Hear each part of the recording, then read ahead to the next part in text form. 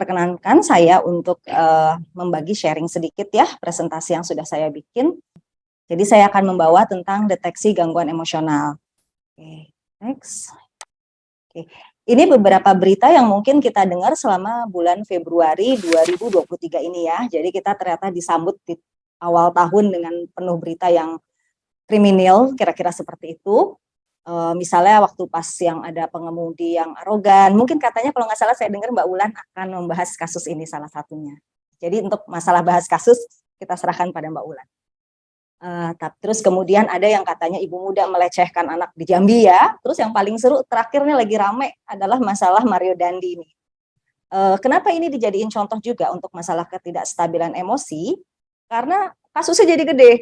Awalnya dari masalah pacaran, awalnya dari masalah remaja atau dewasa muda melakukan penganiayaan, tapi hasil akhirnya adalah jauh lebih besar daripada yang diperkirakan.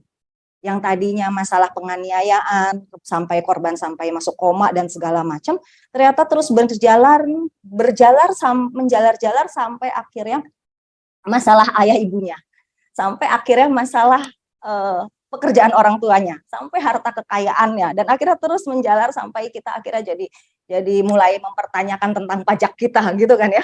Tapi nggak disangka kan semuanya diawali dari adanya ketidakstabilan emosi di awal waktu pertama sekali kasus ini muncul. Jadi mungkin kita semua sudah tahu ya bahwa si Mario Dandi ini kemudian karena alasan katanya panas masalah pacarnya, kemudian dia memukulin. Dan kalau misalnya baca sedikit kasusnya itu kelihatan bahwa awalnya sengaja mendatangi, lalu tadinya disuruh minta maaf, lalu disuruh push up, habis disuruh push up disuruh tobat, lalu nggak bisa melakukan push up dengan jumlah yang diminta, lalu mulai ditendang, dipukul. Nah, waktu dia melakukan penendangan, pemukulan itu sudah tidak lagi kemudian ada remnya sehingga terus dilakukan sampai akhirnya korban menjadi sampai jatuh ke koma. Kira-kira seperti itu. Oke, next. Nah, jadi apa sih yang mau saya bicarakan pada hari ini? Ini beberapa poinnya. Kita udah nyebutin nih tentang masalah emosi gitu. Jadi emosi itu apa? Terus kalau kita yang berjalan atau bekerja di dunia kesehatan jiwa, biasanya suka ada bahasa mood ya gitu. Sering dengar gangguan mood gitu. Mood itu apaan, emosi itu apa? Karena bagi kita yang awam mungkin mikirnya sama-sama daerah perasaan kok gitu. Bedanya apa sih? Terus deteksinya gimana? Terus kalau memang udah dideteksi lalu kita harus bagaimana? Kira-kira seperti itu. Next. Nah, ini nih tentang emosi. Mungkin nanti akan dibahas lebih dalam sama Mbak Wulan ya. Jadi saya menjelaskan secara simpelnya aja dulu karena ini saya tanya ke Keswamas katanya awam juga ikut dalam acara webinar ini. Jadi katanya emosi ini nih, katanya si American Psychological Association, bahwa pola reaksi yang kompleks yang melibatkan unsur-unsur pengalaman, perilaku, dan fisiologis. Di mana seorang individu berusaha untuk menghadapi masalah atau peristiwa yang signifikan secara pribadi. Jadi maksudnya apa? Jadi kalau misalnya emosi itu kan pola reaksi, dia dipengaruhi oleh yang 3 elemen itu. Pertama adalah pengalaman. Jadi pengalaman seseorang selama dia menjalani hidupnya itu mempengaruhi bagaimana dia kemudian menunjukkan reaksi terhadap sebuah peristiwa yang signifikan. Kenapa ya? Misalnya contoh, sama-sama mungkin ada yang ketimpa ketidakberuntungan. Oke, anggaplah kecurian. Ada orang yang kemudian nangis-nangis, tapi ada orang yang kemudian marah, tapi kemudian juga ada orang yang malah menyesal, misalnya kenapa sih gue bodoh banget dan segala macam. Jadi reaksi orang itu juga tergantung pada experience yang pernah dialami. Peristiwa yang signifikan. Kemudian emosi kenapa ya? Misalnya contoh, respon psikologis, sama-sama fisiologis ada yang respon fisiologis itu adalah respon dari tubuh kita secara fisik. Tidak beruntungan. Kalau ada yang memperhatikan, ada orang yang kemudian nangis-nangis ya. Kalau kita tapi ada orang yang kemudian marah. Kita lagi marah, juga ada orang yang malah menyesal. Tensi kita naik. Bodoh banget. Kalau kita misalnya lagi ketakutan, jadinya keringat dingin. Misalnya seperti itu. Lalu ada juga sebuah respon perilaku yang terlihat. Misalnya kalau kita marah, mungkin kita akan berkata dengan sangat kencang. Kita berteriak misalnya. Kalau kita sedih, kita akan menangis. Kira-kira seperti itu. Kalau dari psikologis, itu ada 8 basic emotion. Sebenarnya emosi itu ada beberapa pembagiannya, tetapi yang salah satu yang sering dibicarakan yang 8 yang basic ini. Yaitu yang pertama adalah sebuah kemarahan. Jadi emosi itu kan sebenarnya hal yang wajar ya pada manusia gitu ya. Jadi kemarahan itu sebenarnya aslinya adalah hal yang wajar, itu adalah bagaimana cara kita untuk melawan masalah. Biasanya kita kadang-kadang melakukannya dengan rasa marah. Kemudian antisipasi. Antisipasi itu adalah kita berusaha untuk mulai respon kita untuk adanya sebuah rencana atau sedang melihat apa ya yang akan terjadi gitu. Itu adalah antisipasi. Lalu kesenangan, rasa gembira itu adalah untuk mengingatkan kita pada apa yang penting. Rasa percaya untuk bagaimana kita mengkoneksi dengan orang lain. Ketakutan adalah cara proteksi kita terhadap sebuah bahaya. Kalau nggak ada rasa takut, bayangin ya, misalnya kita ketemu harimau di depan mata kita, kalau kita nggak punya takut ya kita diem aja kan, nggak mungkin kita lari misalnya seperti itu. Kemudian rasa terkejut itu adalah bentuk respon kita terhadap sebuah situasi yang baru, yang kita nggak sangka, gitu ya. Lalu rasa sedih itu menghubungkan kita dengan sesuatu yang kita cintai, jadi nggak mesti berbentuk orang, gitu ya. Tetapi bisa juga saat kita kehilangan sesuatu itu menunjukkan bahwa kita mencintai hal tersebut. Lalu rasa muak, disgust-nya bisa muak, itu adalah rasa sesuatu, kita menolak sesuatu yang kita tidak senangi, kira-kira seperti itu. Oke, next. Nah, sering banget juga kita dengar ada yang namanya mood. Sering dengar ya mungkin ya, orang itu bilang, ah mood gue jelek banget deh hari ini, gitu misalnya. Jadi suka ada agak kebingungan, mana yang mood, mana yang emosi. Jadi kalau mood itu adalah suasana perasaan yang meresap dan berkelanjutan, yang bertahan secara internal dan memengaruhi hampir semua aspek perilaku seseorang di dunia luar. Jadi mungkin ada yang pernah dengar ya, katanya Marchanda itu bipolar itu bagian dari gangguan mood. Nah, itu letaknya di sini. Jadi suasana perasaan yang meresap dan berkelanjutan dan bertahan lama gitu. Dan itu mempengaruhi bagaimana seseorang itu melihat dunianya. Ini ada beberapa jenis contoh saja, contoh penamaannya, misalnya eutim itu adalah kalau mood kita normal, lalu bisa depresi, itu adalah arah-arah kesedihan. Elasi itu adalah peningkatan mood, jadi contoh rasa senang, berbahagia gitu ya. Disforia itu adalah bentuk dari misalnya kekesalan, gampang bosan, irritable itu kemarahan, dan labil itu adalah perubahan di antara suasana mood ini dengan cepat. Oke, next. Nah, jadi kira-kira beda gampangnya apa sih gitu. Nah, emosi itu jadi kalau tadi hasil dari pembicaraan kita di awal, emosi itu reaksi yang secara sadar terhadap sebuah peristiwa, jangkanya pendek biasanya dan diarahkan pada sumber tertentu. Contohnya pada kasusnya si Mario Dandi, kesel, marah, lalu dia arahnya jelas pada satu sumber tertentu, gitu. Lalu dia lakukan perilakunya, gitu ya. Contoh mood itu adalah suasana perasaan yang tidak selalu terhubung dengan peristiwa tertentu, walaupun bisa, gitu ya, ada terkait dengan peristiwa tertentu, nanti dijelaskan lagi. Tetapi dia cenderung kurang intens dibandingkan emosi dan bertahan lebih lama. Karena artinya dia mempengaruhi perasaan kita dalam jangka waktu yang lebih lama. Misalnya, kok saya sedih mulu ya, kayak nggak ada apa-apa tapi sedih mulu. Dan itu bisa berjalan dari hari sampai minggu. Walaupun kadang-kadang tanpa ada pemicu apapun. Itu adalah mood. Jadi bisa dibilang emosi itu reaksi spontan yang jangka pendek, tapi mood itu lebih jangka panjang. Nah, hubungannya di mana sih? Jadi emosi memiliki kemampuan untuk berubah menjadi mood saat tidak diolah. Jadi bisa kebayang ya, misalnya kita itu sedih tapi tidak diolah, bisa saja lama-lama jadi depresi. Jika peristiwa pemicu diabaikan atau hilang fokus terhadap peristiwa tersebut, emosi dari peristiwa tersebut dapat berubah menjadi keadaan mood yang baru. Contoh, dimarahin bos. Kita sebenarnya kesel banget dimarahin bos kita. Dipendem-pendem terus, akhirnya berhari-hari. Akhirnya dia menjadi mood yang terus mempengaruhi hampir dari seluruh aspek hidup kita. Misalnya seperti itu contohnya. Jadi emosi bisa mempengaruhi terjadinya mood. Nah, tapi mood juga dapat mempengaruhi emosi. Gitu. Contohnya, mood kita sedih terus.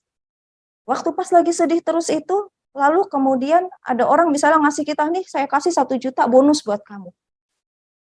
Emosi yang kita perkirakan terjadi harusnya senang, gitu, joy, bahagia, gitu kan. Tapi karena mood kita sedang depresi, sesuatu yang menyenangkan jadi tidak lagi menyenangkan. Akhirnya kita melihat itu sebagai sesuatu, apa artinya sih dikasih 1 juta juga, gitu misalnya. Ya, jadi memang antara emosi dan mood itu saling berhubungan, mereka saling mempengaruhi. Oke, next. Nah, kira-kira kapan sih dicurigai adanya gangguan emosi?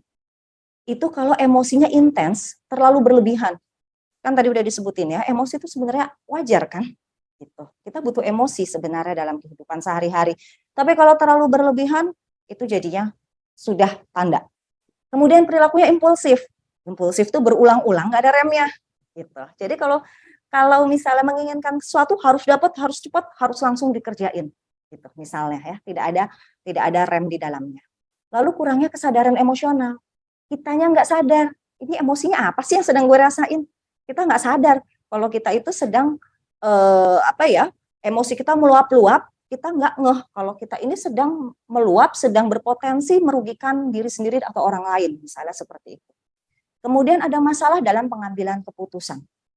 Bisa bayangin ya, kalau misalnya kita dalam kondisi gangguan emosi, bagaimana kita mengambil sebuah keputusan? Keputusan kita bisa saja jadi tidak objektif, keputusan kita bisa saja jadi di luar nalar, atau bisa juga kita nggak bisa mutusin, atau malah memutuskan, tetapi akhirnya dengan pertimbangan yang kurang tepat, sehingga menghasilkan hasil yang juga kurang tepat, gitu ya. Kemudian ketidakmampuan dalam memanajemen perilaku. Marah, kesel, pukul. Begitu pukul terus udah nggak bisa nahan perilakunya. Seperti itu misalnya ya. Kemudian bentuk lain adalah menghindari emosi yang sulit dihadapi. Ada orang yang kemudian kalau dia merasa berat untuk menghadapi emosi, misalnya dia nggak senang dengan konflik, misalnya gitu ya. Konflik itu menimbulkan mungkin yang dia rasakan adalah misalnya kecemasan, misalnya seperti itu ya. Lalu dia lari dari situ. Gitu. Dia nggak bisa mengolah perasaan-perasaan yang dia nggak senang, emosi, bentuk-bentuk emosi yang dia nggak suka, gitu ya. Itu juga sebuah pertanda dari gangguan emosi. Oke, next yuk. Nah, tadi kan udah nyebutnya ada dua ya, antara emosi sama mood. Nah, kalau mood itu tadi udah dibilang tuh, lebih bertahan lama. Jadi kalau sedih, gembira, kemarahan, atau emosi lainnya, terlalu intens dan persisten, terlalu panjang lama, nggak berubah-berubah. Lalu bisa juga disertai gejala gangguan mood lain, misalnya gangguan tidur, perubahan aktivitas, lalu bisa merusak kapasitas seseorang dalam melakukan fungsinya. Oke, next. Terus kan kita jadi bertanya ya, apa cuman gangguan emosi cuma ada di gangguan mood? Misalnya seperti itu. Ternyata enggak.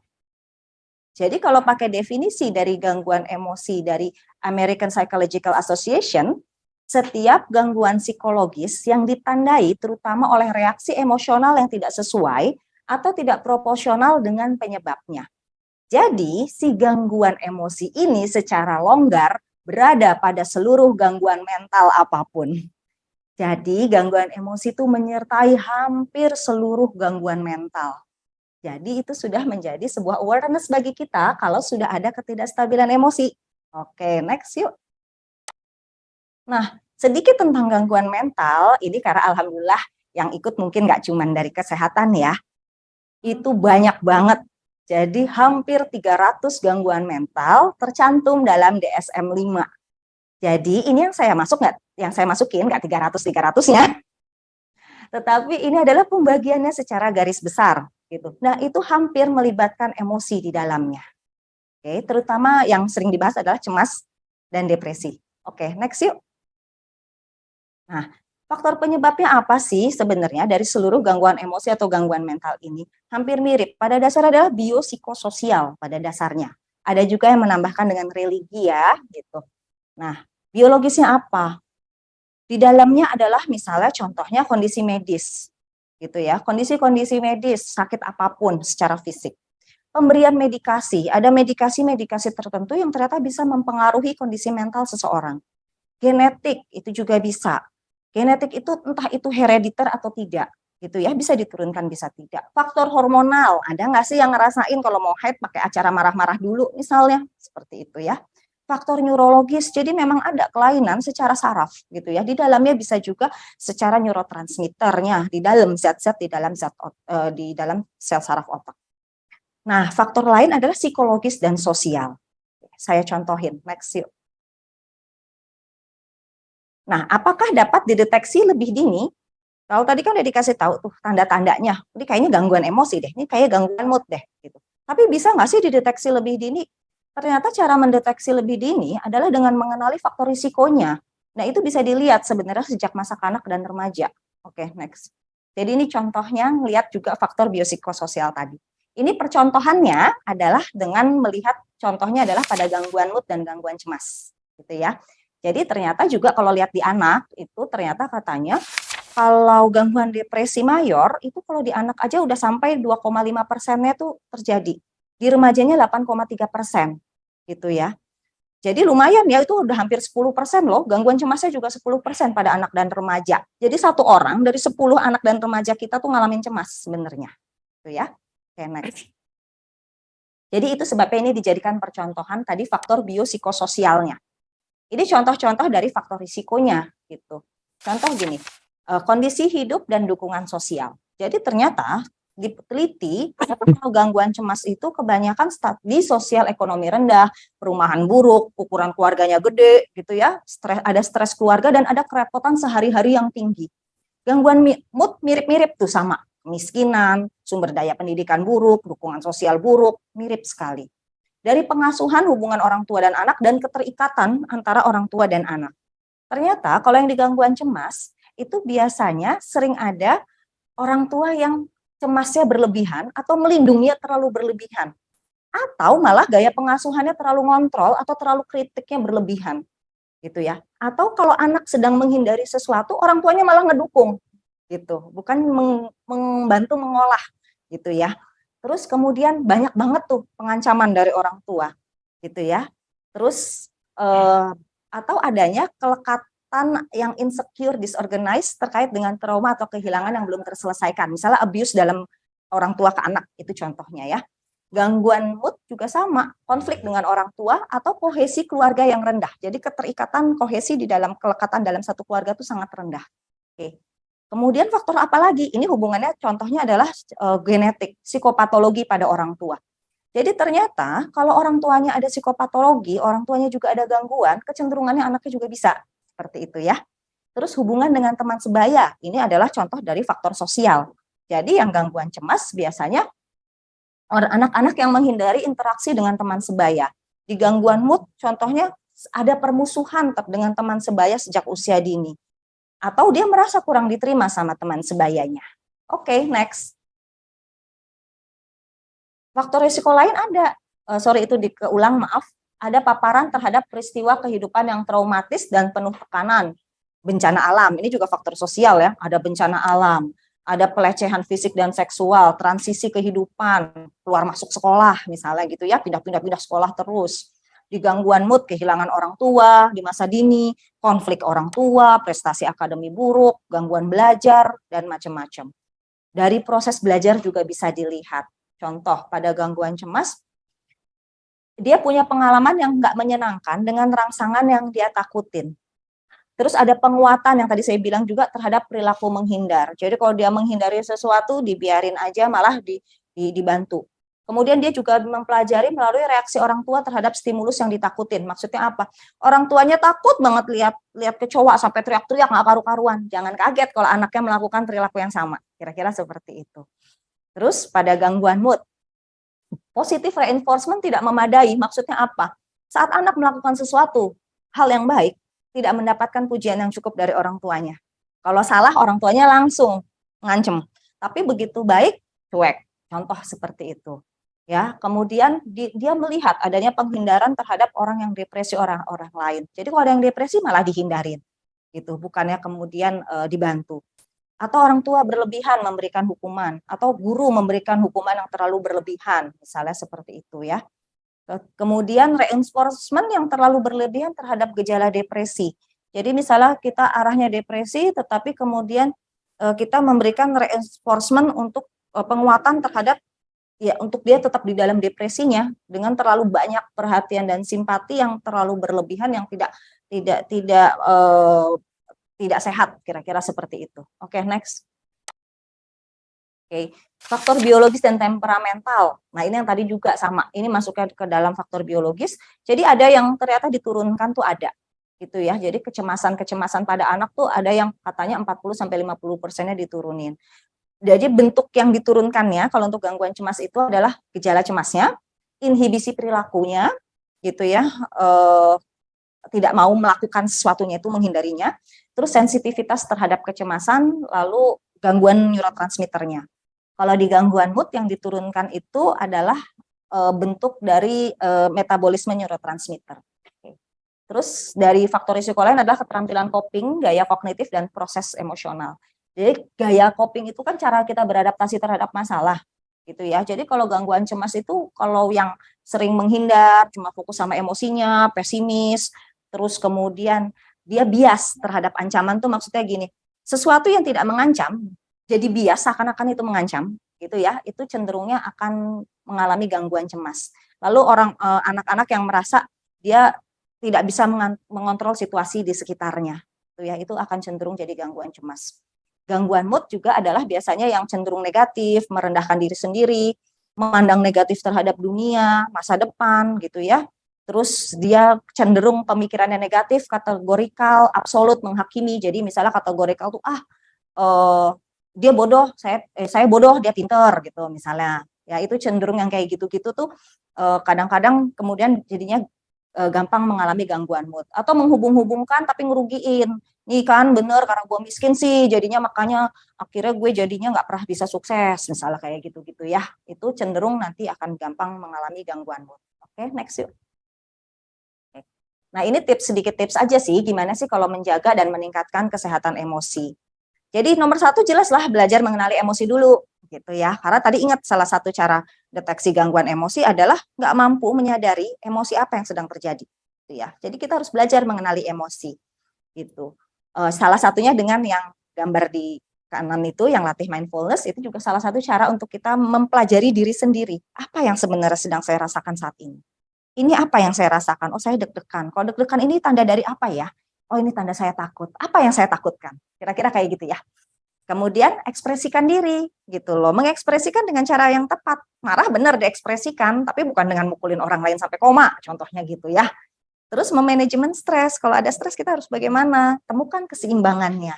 Keseimbangan antara perilaku kita, pikiran kita, hidup kita gitu ya. Memelihara tubuh kita gitu ya, menjaga hubungan dengan orang lain. Dan ini yang mungkin perjalanannya butuh panjang adalah menemukan tujuan hidup. Itu sesuatu yang tidak mudah ya, itu harus melalui banyak proses. Oke, next yuk. Nah, tapi kalau ternyata kita udah ngalamin gejala nih, kita harus gimana? Temui psikolog dan psikiater. Suka banyak yang nanya soalnya ke saya, apa sih bedanya psikolog sama psikiater? Jadi saya tulis di samping tuh, apa itu psikolog, apa itu psikiater, gitu ya. Nah, biasanya ngapain sih kalau kita ketemu psikolog atau psikiater? Biasanya wawancara terutama. Jadi kami berusaha mengenali Anda yang ngalamin masalah. Ya, kemudian kita akan periksa status mentalnya. Lalu kalau di psikiater mungkin kami akan melanjutkan pemeriksaan fisik, pemeriksaan penunjang, lalu kita akan sama-sama membuat diagnosis dan merencanakan tata laksana. Oke, next yuk. Nah, tata laksananya apa sih yang biasanya diberikan, itu biasanya kalau orang awam kiranya cuma pasti obat gitu. Enggak juga ya. Jadi yang kami lakukan tuh ada psikofarmakologi benar, itu isinya adalah obat-obatan, tapi bisa juga melakukan psikoterapi. Bisa juga melakukan terapi lainnya. Kebetulan terapi lainnya ada di Rumah Sakit Jiwa Soeharto Herjan. Contohnya adalah ECT, TMS, dan lain sebagainya. Oke, next. Oke, prognosis itu kemungkinan ke depan. Kemungkinan ke depan dari gangguan emosi, termasuk gangguan mental lainnya, sangat tergantung pada jenis kondisi dan tingkat keparahan, seberapa dini didiagnosis, dan apakah ditata laksana dengan baik. Jadi kesimpulannya, next, adalah jangan diabaikan. Jadi kalau sudah merasa something wrong, atau sudah merasa kok ada something dengan anak kita, kok ada sesuatu ya dengan teman kita, jangan diabaikan. Kenali, lalu cari bantuan. Karena makin cepat, makin baik untuk menjaga agar prognosisnya tetap baik ke depannya. Oke, sekian dan terima kasih dari saya. Saya kembalikan ke Dr. Daniel. Luar biasa ya presentasi tadi dari Dr. Arun, yang mana saya kira tadi sudah gamblang, saya kira sudah